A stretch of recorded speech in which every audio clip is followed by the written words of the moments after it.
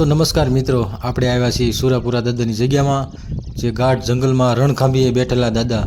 મિત્રો, તમારા પણ કુટુંબમાં સુરાપુરા રણખાંભીમાં બેઠા છે, તો અમારા પણ આ દાદા સુરાપુરા રણખાંભીએ બેઠા છે.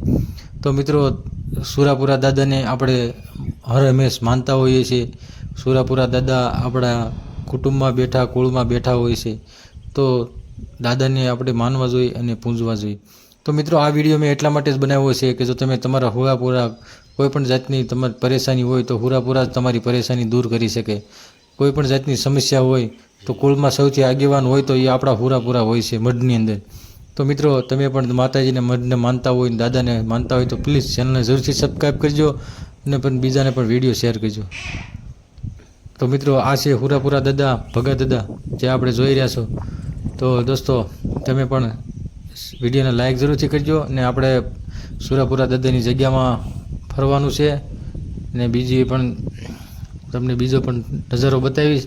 તો મિત્રો, વિડીયોમાં બન્યા રહેજો અને સુરાપુરા દાદાને જરૂરથી પગે લાગજો અને પોતપોતાના સુરાપુરાને પણ ધ્યાન ધરજો. તો મિત્રો, આ છે સુરાપુરા ભગા દાદા, આ જે રણખાંભી મેં બેઠા છે. તો મિત્રો, જે રણખાંભીએ બેઠા હોય એનું ખાસ બહુ હોય છે. ગમે ત્યારે ગમે ત્યાં નીકળો તો એ તમને રાત્રે પણ એ જવાબ આપે છે. જે હુરાપુરા હોય એ રાતે અડધી રાતે પણ એ તમને જવાબ આપે, એ હાસા હુરાપુરા કહેવાય.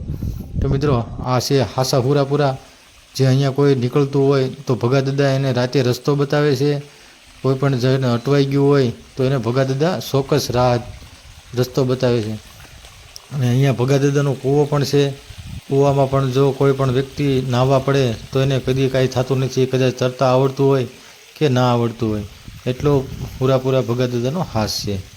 તો મિત્રો, આ ભગા દાદાનો જે તમે આ ખાંભી જોઈ રહ્યા છો એ ખૂબ જ ચમત્કારી ખાંભી છે. ને અહીં લોકો ખૂબ જ કૂવામાં નાહવા પણ આવે છે અને દર્શન કરવા પણ આવે છે. તો મિત્રો, તમને વિડીયો કેવો લાગ્યો